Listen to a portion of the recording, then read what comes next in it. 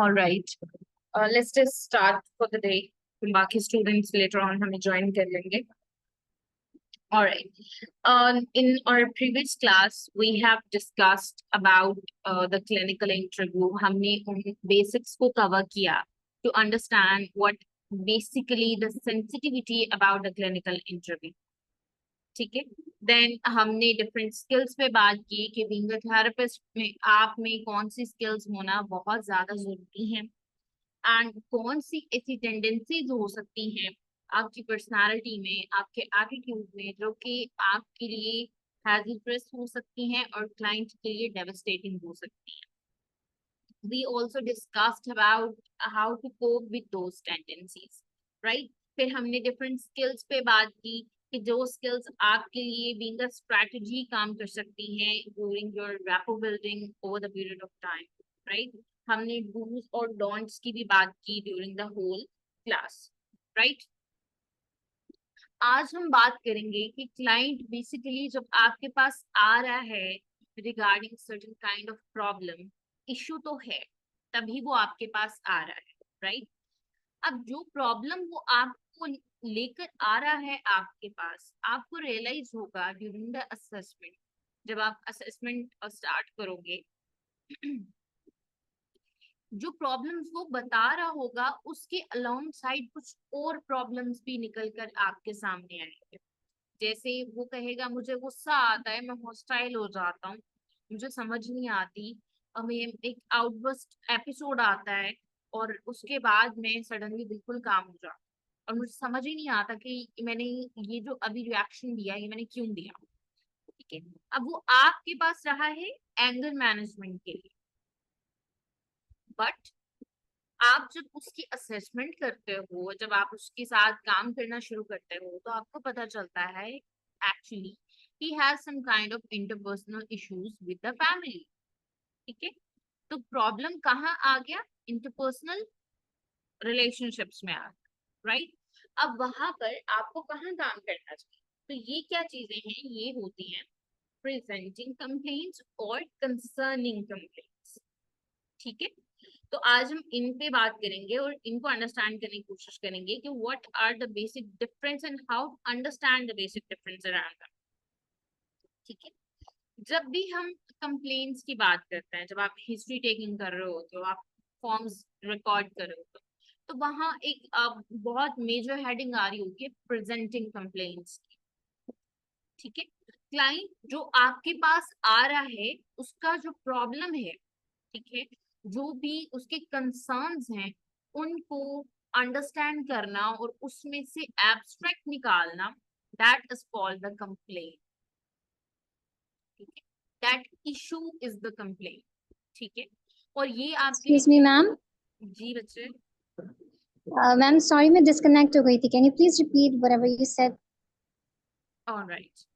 So we were talking Thank you. about we were actually talking about कि जब आपके पास client आता है with certain kind of complaints, right? Problem तो है ना, तभी वो आपके पास आ रहा है.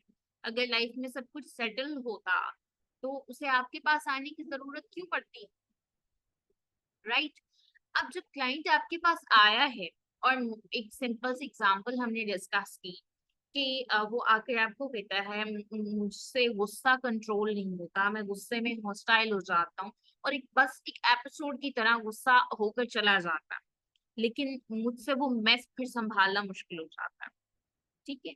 अब वो आया आपके पास है एंगर मैनेजमेंट के लिए, लेकिन जब आप उसके असेसमेंट्स करते हो over the period of time, आप उसके साथ काम करते हो, तो आपको पता चलता है that basically he is having some kind of interpersonal issues. उससे रिलेशनशिप्स बैलेंस नहीं हो रहे, मैनेज नहीं हो रहे, जो प्रॉब्लम क्रिएट कर रहा है, राइट? अब वहां मेजर इशू आपके सामने पीछे कौन सी पिक्चर आ गई? Interpersonal issues, right? तो अब जो कंप्लेन, जो प्रॉब्लम, जो मेजर इशू वो आपके पास लेकर आ रहा है, that is called presenting complaint. Okay. So जो प्रेजेंटिंग कंप्लेन्स होते हैं, व्हाई दे आर इम्पोर्टेंट? जब भी आप किसी हॉस्पिटल में काम कर रहे हो, तो आप किसी सेटिंग में काम कर रहे हो, तो आपके पास जो परफॉर्मर आता है रिकॉर्ड के लिए, उसमें बहुत मेजर हेडिंग आती है presenting complaints, right? Why these complaints or these concerned issues are so important?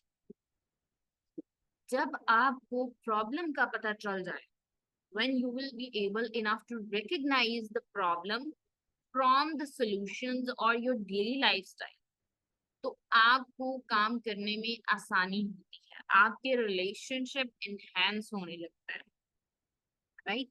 आपका लाइफस्टाइल इंप्रूव होने लगता है। So basically, for the understanding of the whole picture, to understand the problem around the situation, इसको हम complain कहते हैं, ठीक है? So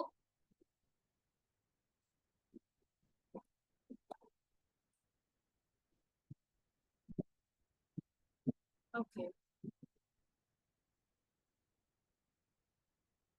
जब हम प्रेजेंटिंग कंप्लेंट्स की बात करते हैं, अब हमने बात की दो इश्यूज की, एक वो जो क्लाइंट लेकर आ रहा है, एंगर मैनेजमेंट, ठीक है, वो आपको बता रहा है। एक वो जो over the period of time आपको पता चला, oh this problem is also going along the side, ठीक है, और जब तक मैं इसे सॉल्व नहीं करूंगी, काम उस तरह से आउटपुट नहीं देगा, ठीक है। तो उसको और इसको डिफरेंशिएट करने के लिए हमें ये अंडरस्टैंड करना जरूरी है। ये एग्जाम्पल माइंड में रखोगे, अंडरस्टैंड करना बहुत ईजी हो जाएगा। So basically, the presenting complaints are those specific issues, or you can say the problems, जो patient आकर आपको report कर रहा है। I'm facing anger management, all right? I'm facing some kind of anger issues. मैं hostility face कर रहा हूँ, outburst face कर रहा हूँ। ये क्या है? ये client आकर आपको directly बता रहा है। That is called the presenting complaint, ठीक है? ये basically यूँ समझ लो कि क्लाइंट के लिए मेजर इशू होते हैं, जिसको वो अपने लिए मेजर इशू समझता है, ठीक है। जब आप इसको अंडरस्टैंड कर लेते हो ना, तो यूं समझ लें कि आपके लिए अपना थेरेप्यूटिक प्लान लेकर चलना, डेवलप करना आसान होगा। आपको एक डायरेक्शन मिल जाती है जब आप प्रेजेंटिंग कंप्लेंट को अंडरस्टैंड कर लेते हो, ठीक है। अब जो प्रेजेंटिंग कंप्लेंट्स होते हैं, आकर अगर एक फॉर एग्जांपल आपके पास, जिस तरह हमने बात की एंगर मैनेजमेंट के केस सिनेरियो के बारे में, अब अगर वहां पर कोई ऐसा टिपिकल केस हो जो कि ऑब्जर्वेबल तो हो, लेकिन आपको लगे no it's actually not so measurable, ठीक है। स्टॉक एक्सचेंज के इश्यूज को लेकर अगर एक इंडिविजुअल आपके पास आ जाएगा, तो obviously that is not up to the power for us to decide, right? हम वहां presenting complaints are basically those kind of issues जो कि observable, behavioral हो, right? जो measurable, for example anxiety regarding issues हैं, depression regarding issues हैं, ये proper continuum रखते हैं ये disorders, alright? insomnia है, different sleep disorders हैं, alright? जब आप being a clinician, being a clinical psychologist अपने पेशेंट को सुनते हैं, आप अंडरलाइंग इश्यूज को आइडेंटिफाई करते हैं, तो ये आपके लिए एक मेजर डायरेक्शन बन जाते हैं to decide about what you have to do next, okay? They will help you out to sort about the therapeutic plan, ठीक है। अब आ जाते हैं, जिस तरह हमने बात की, हमारे पास पेशेंट एक कंप्लेन को लेकर आया था, anger issue, right? Aggression, hostility, कुछ भी कह लो, राइट? लेकिन जब हमने उसके साथ असेसमेंट किया, हमने उसके साथ काम शुरू किया, तो हमें पता चला there are certain issues beyond to this symptom, ठीक है। और बेसिकली वो ही रिस्क फैक्टर्स हैं to create this underlying issue, ठीक है। तो हम उसको कहते हैं पोटेंशियल रिस्क कहेंगे। वो रिस्क क्या होते हैं? वो आपकी कंसर्निंग कंप्लेंट्स होता है, ठीक है। पेशेंट आपके पास आए और आपको कहे कि मुझे सेल्फ हार्म की थॉट्स आती है, मुझे लगता है मैं खुद को नुकसान पहुंचा, ठीक है। तो वो जो उसका खुद को नुकसान पहुंचाने के थॉट्स हैं, डिप्रेशन में वो थॉट्स आपके लिए कंसर्निंग कंप्लेन्स बन जाता है। ठीक है, डिफरेंट बिहेवियरल चेंजेस हो सकते हैं, डिफरेंट इमोशनल आउटबर्स्ट हो सकते हैं, लेकिन ये क्या है, जो आपके मेजर रिस्क फैक्टर्स आइडेंटिफाई होते हैं ना ड्यूरिंग द थेराप्यूटिक मैनेजमेंट, वो आपकी कंसर्निंग कंप्लेंट्स होते हैं। ठीक है, and they are very important to address, क्योंकि ये क्लाइंट की पर्सनल सेफ्टी और उसकी सेल्फ सेफ्टी के लिए बहुत इंपॉर्टेंट होती है। ठीक है, अब जितने भी कंसर्निंग कंप्लेंट्स हैं, हम आखिर ड्यूरिंग दिस कोर्स हम इतनी डीपली पहले इन बेसिक्स को क्यों रेड कर रहे हैं, क्योंकि जब तक आपको ये अंदाजा नहीं हो पाएगा that what actually going on beyond the picture, तब तक फाइल सामने पढ़ के रिकॉर्ड करने का कोई फायदा नहीं होगा। ठीक है, always remember these concerning complaints are important because they are your serious mental health issues। Problem की बिगिनिंग ही वहां से होती है। ठीक है, they require the actual attention, क्योंकि अगर आप उनको अनमैनेजेबल छोड़ देते हो, वो कंसर्निंग कंप्लेन्स बेसिकली आपका एक पूरा पोर्ट्रेट होता है आपके पेशेंट का, उसकी प्रॉब्लम का। ठीक है, जब आप उसको अंडरस्टैंड करते हो तो आपके लिए इंटरवेंशन को डेवलप करना और इंटरवेंशन का बकायदा एक तरह से वेल वर्क करना ज्यादा बेहतर होता है। Alright, so we decided about the presenting complaints and the concerning complaints। ठीक है, अब हम बात करते हैं why are they important to be differentiated, इन दोनों को डिफरेंस करना क्यों जरूरी है। ठीक है, ये इसलिए जरूरी है, एक तो आपकी असेसमेंट, आपकी क्लिनिकल एवेलुएशन के लिए।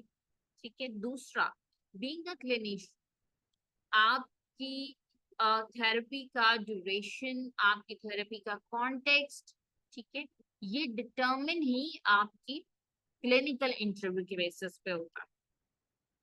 राइट, अब जहां पर आपको पेशेंट का कॉन्टेक्स्ट पता चल गया, उसका लाइफ सिनेरियो पता चल गया, समझ आ गया, आपको उसकी कंसर्निंग कंप्लेन समझ आ गए, तो वहां पर आपके लिए उसके कंप्लेन्स की नेचर को आइडेंटिफाई करना और इसके लिए अप्रोप्रिएटली रिस्पॉन्ड करना फीजिबल हो जाएगा। राइट,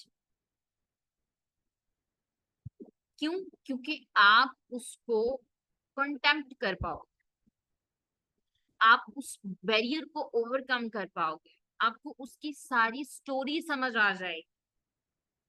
ओके, तो वहां आपको उसके लिए मैनेजमेंट करना इजी हो जाएगा, विच इज द की। जब आपको उसकी कहानी, उसकी अधूरी बातें भी समझ आने लग जाएंगी ना, तो वहां क्या होना शुरू हो जाता है, वहां आपको कंसर्निंग कंप्लेन्स का आइडिया होना शुरू हो जाता है। और जब आपको कंसर्निंग कंप्लेन समझ में आ जाती है, तो एक चेन बनना शुरू हो जाती है आपके माइंड में उस क्लाइंट को लेकर, उसके पूरे प्रॉब्लम को लेकर, और वो जो चेन है, that is the key for you to work. Right, तो वहां आपकी उसके साथ रैपो बिल्डिंग भी होना शुरू हो जाती है, वहां क्लाइंट आपके साथ अफेक्शनेट भी होने लगता है, वहां आपको करस्पॉन्डेंसली रिस्पॉन्स भी मिलने लगता है। ऑलराइट, ट्रस्ट वर्दी रिलेशनशिप डेवलप होना शुरू हो जाता है। सो why was this whole discussion so important? ये इसलिए इम्पोर्टेंट है, चाहे आप बीइंग अ क्लिनिकल साइकोलॉजिस्ट काम कर रहे हैं, चाहे आप बीइंग अ मेडिकल प्रैक्टिशनर काम कर रहे हैं, these are very important to understand because ये बेसिकली फीचर करती हैं, ये बेसिकली इन्फ्लुएंस करती हैं आपकी ट्रीटमेंट प्लानिंग, आपकी असेसमेंट को, एंड ऑब्वियसली आपकी रिसोर्स इनपुट को। ठीक है, आपको किस किस अथॉरिटी को इन्वॉल्व करना चाहिए, आपको कंसर्न होने लगता है, आपको चीजों की पिक्चर की क्लैरिटी मिलना शुरू हो जाती है। ठीक है, तो वहां बेसिकली आप प्रायोरिटाइज कर पाते हो वो चीजों को। एंड ऑलवेज रिमेम्बर, मैं अपने सारे स्टूडेंट्स को कहती हूँ, that always remember to deal with the concerning complaints first, क्योंकि पेशेंट की सेफ्टी ज्यादा इम्पोर्टेंट है।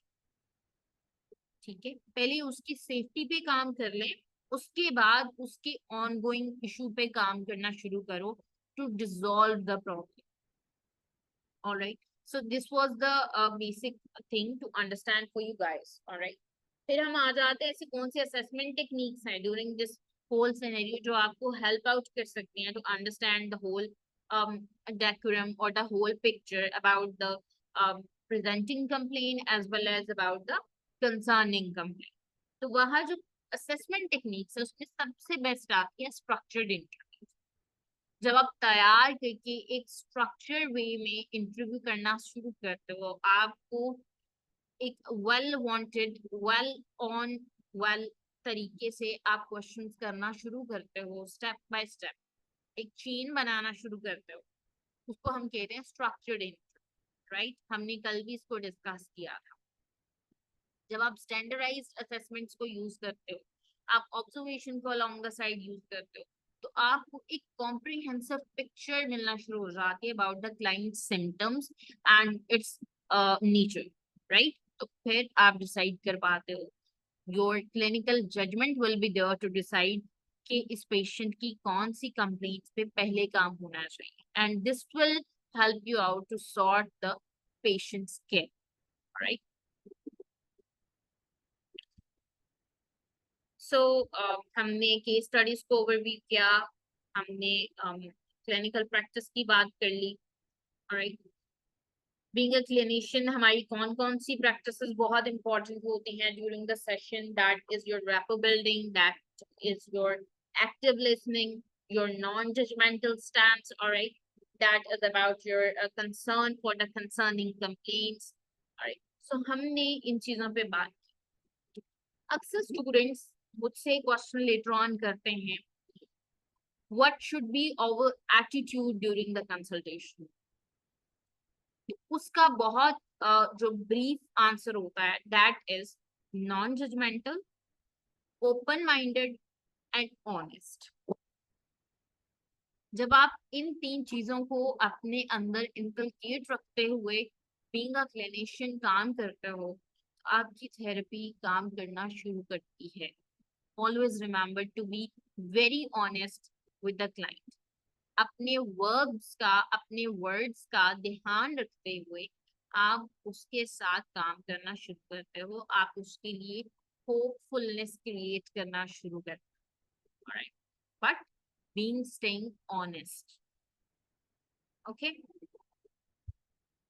सो I know, I acknowledge this, over the period of time आप स्ट्रक्चर्ड इंटरव्यूज कर पाते हो, आपको एक स्टेप बाय स्टेप चीजों की गाइडेंस रिक्वायर्ड होती है, चीजों को रिकग्नाइज करना, कंप्लेंट्स को रिकग्नाइज करना, उन्हें डिसाइड करना, either it's going to be which kind of complaint, it's a bit time taking, I know, but always remember to follow the standardised protocols. किसी भी साइकेट्रिक कंसल्टेशन में, किसी भी यूनिट में बाकायदा कुछ प्रोटोकॉल्स होते हैं, जिस तरह कल हमने कलर थेरेपी की बात की। ठीक है, and I encourage the students to be very well aware how to dress up being a therapist, what should be your behavior being a therapist।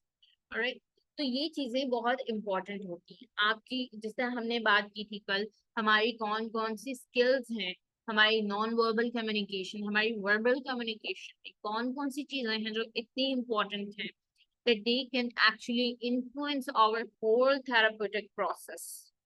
ठीक है, तो ये चीजें टाइम लगता है सीखने में, but over the period of time जब आप प्रैक्टिस करते हो, आप अपने पीयर्स के साथ, अपने क्लासमेट्स के साथ, अपने फेलोज के साथ, तो आपको चीजें आना शुरू हो जाती हैं।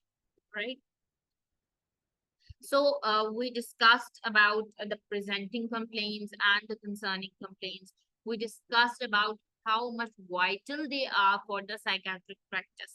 all right, हमने इनके डिफरेंसेस को अंडरस्टैंड किया, हमने बात की कि किस तरह से being a clinician they help us out for the cure, for the safety of the patient, and how they actually influence the treatment outcome. All right. Now, we will be moving towards obviously about the resistance and the silence.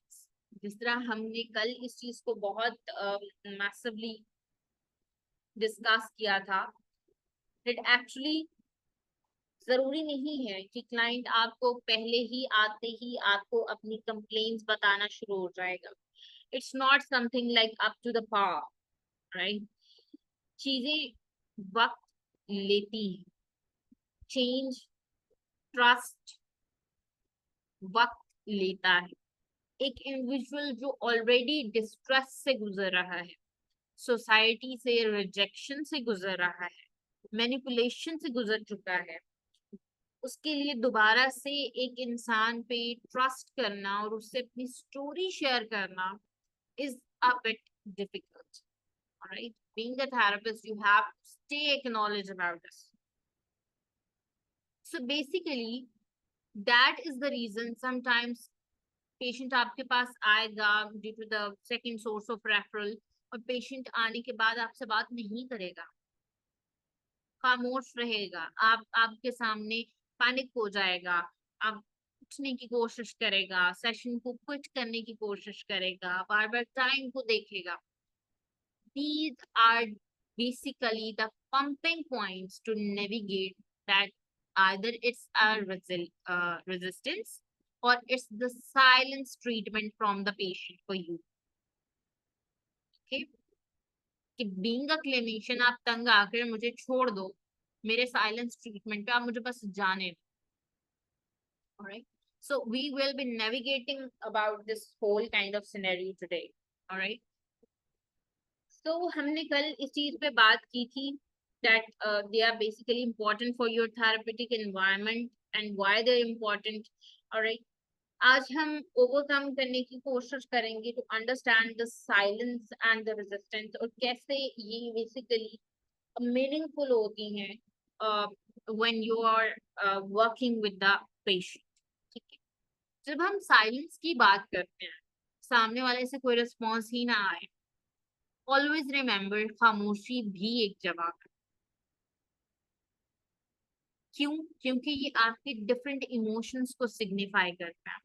Your discomfort, your contemplation, your rebellious nature actually.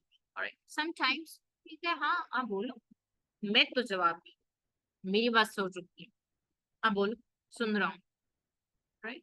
So you have to understand this. You have to recognize the meaning behind the silence. उस खामोशी के जवाब को समझो. Alright.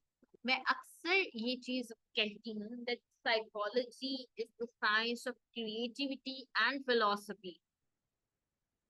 Because अगर आप philosophy के साथ psychology को पढ़ते हो, तो आप वो क्रिएट कर पाते हो जहां पर पेशेंट आपके सामने बोलेगा भी, हंसेगा भी, कूदेगा भी, आपकी हर सवाल का जवाब देने को तैयार हो, क्योंकि वहां आपको पेशेंट का डीपर इंसाइट मिलना शुरू हो जाता है, आपको उसके थॉट पैटर्न्स आइडेंटिफाई होना शुरू हो जाता है. जब सामने वाले को लगने लगे कि ये इंसान मुझे पढ़ सकता है, मुझे सुन सकता है, मुझे समझ सकता है, ठीक है, तो वहां ऑब्वियसली दिल करता है कि हम इससे बात करें. Right. So this will help you out to produce a very productive dialogue. Right. अब हम आ जाते हैं रेजिस्टेंस पे. रेजिस्टेंस में क्या होता है, जिस तरह हमने कल बात की थी, I am recalling the different aspects from the last lecture. हमने कल बात की थी दैट रेजिस्टेंस कब आती है, जब आप एक सिनेरियो से होकर गुजरते हैं और वहां पर क्या होता है, जब आप एक सिनेरियो से होकर गुजरे और आप उस सिनेरियो से, उस सिचुएशन से कोप नहीं कर पाते और आपकी ईगो डिफेंस मैकेनिज्म्स आपके लिए एक यूं समझ लो कि कंपैरेटिव कोपिंग क्रिएट करके आपके सामने रख देते हैं. वो रैशनल नहीं होती, बट आप उसको अपनी कोपिंग के तौर पे अडॉप्ट कर लेते हो, फिर आप उस जोन से निकलना नहीं चाहते। ठीक है, क्यों? क्योंकि वो अब बड़ा कंफर्टेबल जोन बन जाता है ना। इको डिफेंस मैकेनिज्म जितने हम पढ़ चुके हैं, इंट्रोडक्शन है, प्रोटेक्शन है, डिस्प्लेसमेंट है, राइट। तो ये क्या है, इनको अडॉप्ट करना रिलेटिवली बहुत इजी होता है, either facing the rational situation, right. तो वहां पर रेजिस्टेंस क्रिएट होना शुरू हो जाती है जब हम उसको ब्रेक करने की कोशिश करते हैं, being a clinic. So you actually have to understand that manifestation. Either वो resistant verbal है, either वो non verbal है। ठीक है, आपको cues से अंदाजा होना शुरू हो जाता है। पेशेंट क्रॉस लेग होके बैठ रहा है, बार बार घड़ी की तरफ देख रहा है, ऑलराइट, फिंगर टैप कर रहा है, ओके, बार बार फोन चेक कर रहा है। What is this? These are the non-verbal cues for you that there is some resistance going on. ठीक है, वो बात बदलने की कोशिश कर रहा है बार बार, right. Second source of referral, अगर कोई बात बता रहा है, कोई इंफॉर्मेशन दे रहा है, पेशेंट बार बार बीच में टोक रहा है उसको, that is the verbal resistance. Deny कर रहा है, that is the verbal resistance. Avoidance behaviour क्या है? पेशेंट थेरेपी लेने नहीं आ रहा, सेशन स्केड्यूल है, पेशेंट नहीं आ रहा, ऑलराइट, उठ के जाना चाह रहा है, बहाने बना रहा है, have a meeting today, I want to leave, I am not feeling well, मेरी नींद पूरी नहीं है। These are the avoidance behaviors, क्योंकि वो आपकी बताई हुई उस रियलिटी को फेस नहीं कर पा रहा, उस पिक्चर को फेस नहीं कर पा रहा, और is trying to avoid that. जब आप ये चीजें अंडरस्टैंड करते हो, जब आपको रेजिस्टेंस का अंडरस्टैंड हो जाता है ना, तो बीइंग अ साइकोलॉजिस्ट आप बेसिकली अपनी अप्रोच को डिसाइड कर पाते हो कि आपने किस तरह से अब इसके साथ काम करना है, how you are going to make him supportive towards the therapy। ठीक है, और यहाँ क्या है, यहाँ आप इंडिविजुअलाइज थेरेपी को कंस्ट्रक्ट करते हैं फॉर दैट पेशेंट। ठीक है, अब वहाँ जब आप इस तरह काम करते हो, आपकी उसके साथ रैपो बिल्डिंग, जिस तरह हमने कल बात की, जितनी अच्छी आपकी रैपो डेवलप होती है, आप उतने बेहतर तरीके से साइलेंस पे, रेजिस्टेंस पे काम कर पाते। ठीक है, being a clinical psychologist or being certain psychiatrist as well, you have to create a very safe space for the client, जहां उसे feel हो सके that he is being valued here, he is being understood here। Society बाहर जज करने को बैठी है, उसको मैनिपुलेट करने को बैठी है, उसको कन्फ्रंट करने को बैठी है, उसकी लेग पुलिंग करने को बैठी है, ऑलराइट, उसको डिसरिगार्ड करने को बैठी है। But in your clinic it should be the safe space for him, जहां उसे लगे yes, I am being valued, I am being motivated है, आई एम बीइंग अंडरस्टूड है। वहां पे आप डिफरेंट टेक्निक्स यूज कर सकते हो, जिस तरह हमने कल बात की थी, ऑलराइट। सो उसमें एक्टिव लिसनिंग आ जाता है, हमने जिस तरह कल बात की, आप इससे ओपन एंडेड क्वेश्चन से स्टार्ट कर सकते हो, आप डिफरेंट टेक्निक्स यूज कर सकते हो, including the summarization, reflection, restating, right. ये क्या करते हैं, ये साइलेंस को और रेजिस्टेंस को रिड्यूस करते हैं, आपके डायलॉग्स को प्रमोट करते हैं, ऑलराइट। पेशेंट आपको जवाब देना चाहता है, ठीक है। So in this way you are going to work with him। जब हम नॉन वर्बल कम्युनिकेशन की बात करते हैं, ठीक है, हमने वर्बल की बात कर ली, आप किस तरह से डायलॉग्स क्रिएट कर पाते हो। जब हम नॉन वर्बल की बात करते हैं, वो खामोश है। Keep your body posture, your body language, your non-verbals, including your facial expression, your eye contact, your body language, you have to make them emotionally very well settled in front of him। अपना composer loose नहीं करें, alright. Make himself comfortable that you are willing to engage with his condition, alright. उसको understand कराएं that you are willing to create the insight. जिस तरह आपके सामने ये पिक्चर है, what is it? It's about आप किस तरह से क्लाइंट, बीइंग अ थेरेपिस्ट, आप किस तरह से एक क्लाइंट की प्रॉब्लम्स को उसके साथ सॉर्ट आउट करने के लिए अपना हाथ बढ़ाते हैं। क्या कर रहे हैं? What is it? It's the non verbal communication, जहां आप उसके साथ उसकी लाइफ को होल्ड करने की कोशिश कर रहे हो। ऑलराइट, सो यहाँ क्या है, आप अपने वर्बल और नॉन वर्बल को यूज करते हुए पेशेंट को एंगेज करने की कोशिश करते हो। आप उसकी उस रेजिस्टेंस को, उस यूं समझ लो कि जिस चार दीवारी में उसने खुद को कैद किया हुआ है ना, आप उसमें होल्स क्रिएट करना शुरू करते हो जो make the communication well, right. जब आप क्लाइंट की प्रॉब्लम्स की बात करते हैं, ठीक है, आहिस्ता आहिस्ता आपके सामने कंसर्न्स आना शुरू हो जाते हैं, क्लाइंट अपने प्रॉब्लम्स को एड्रेस करना शुरू करता है, आपके सामने डिफरेंट रिस्क फैक्टर्स आ जाते हैं और कंसर्निंग कंप्लेंट्स आ जाते हैं। तो आपको अपना थेरेपेटिक प्रोसेस डिसाइड करना इजी हो जाता है, आपके लिए अपनी थेरेपेटिक अप्रोच डिसाइड करना इजी हो जाता है कि आपने उसके साथ काम कैसे करना है, right. Make the client encouraged to talk about his fears, his uncertainties, his you can say the desires, needs, sometimes about his dreams as well. वो क्या करना चाहता था, वो क्या नहीं कर पाया, कुछ bad lucks, whatever he wants to talk about, to actually break that barrier of resistance, right? और इस तरह से आप एक ओपन और एक ट्रस्ट वर्दी एनवायरमेंट क्रिएट कर पाते हो during the therapy, right. Okay, फिर आप अगर साइलेंस की बात करें, जिस तरह हमने पहले भी बात की, क्या साइलेंस को बजाते खुद आप यूटिलाइज कर सकते हो? यस, आप कर सकते हो। थेरेपी में साइलेंस को भी यूटिलाइज किया जा सकता है, राइट। जब आप डिफरेंट पॉजेस लेते हुए क्लाइंट को बेसिकली टाइम देते हो to reflect and process their feelings, ठीक है, वो एक्सपीरियंस जो उनके लिए प्रॉब्लम बन चुका है, आपने उस जख्म को कुरेदा है, उसके जख्म ताजा किए हैं, आप उसे री एक्सपीरियंस करा रहे हो, you can take the pause.